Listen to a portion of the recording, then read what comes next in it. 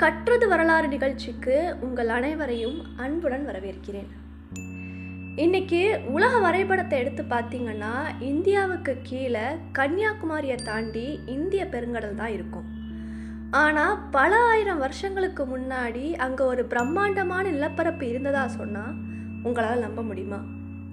அங்கே தான் தமிழர்கள் வாழ்ந்தாங்க, அங்கே தான் தமிழ் சங்கங்கள் கூடி தமிழை வளர்த்தாங்கன்னு நம்ம இலக்கியங்கள் சொல்லுது.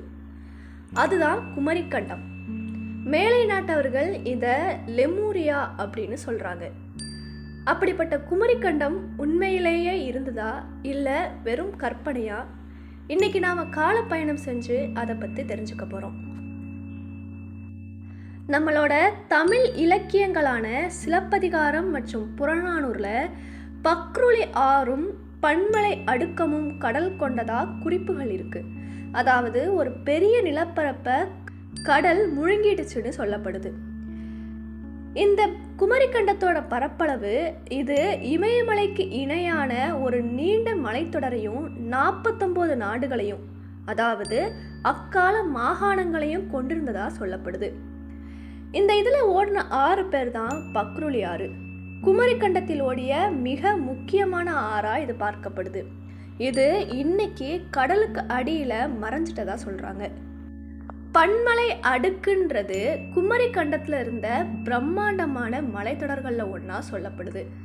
சிலப்பதிகார குறிப்புகள் படி பக்ருளி ஆறுடன் பன்மலை அடுக்கத்து குமரிக்கோடும் கொடுங்கடல் கொள்ள என்ற வரி குமரிக்கண்டம் கடலால் அழிந்ததை உறுதிப்படுத்துகிறது.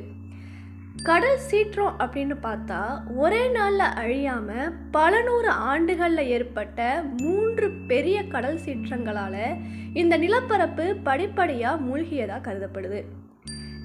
இறையனாரின் அகப்பொருள் அப்படின்ற நூலில் இக்கண்டத்தில் 4400 ஆண்டுகள் தமிழ் வளர்க்கப்பட்டதாக குறிப்பிடப்பட்டுள்ளது. அது மட்டும் இல்லாமல் முதல் தமிழ் சங்கம் தென் மதுரையிலும் 2ஆம் தமிழ் சங்கம் கபடாபுரத்திலும் குமரிக்கண்டத்தில் தான் நடந்ததா இலக்கியங்கள் கூறுது.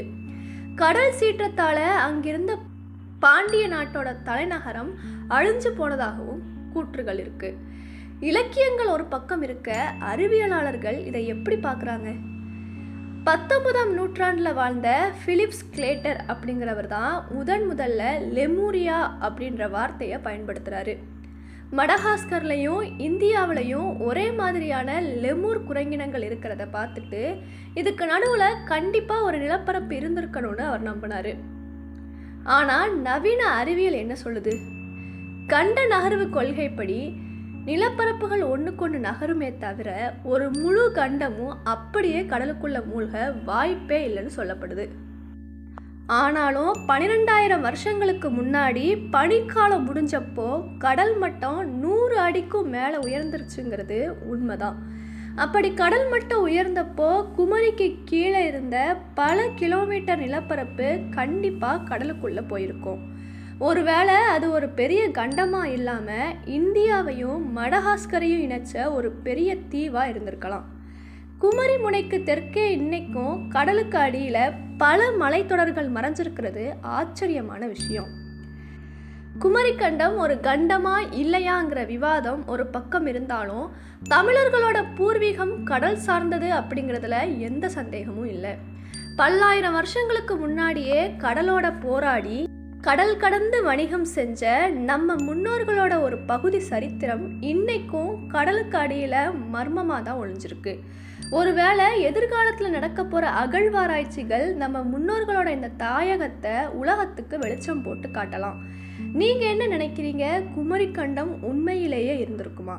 உங்கள் கருத்தை கமெண்ட்டில் சொல்லுங்கள். தொடர்ந்து இணைந்திருங்கள். இது கற்றது வரலாறு.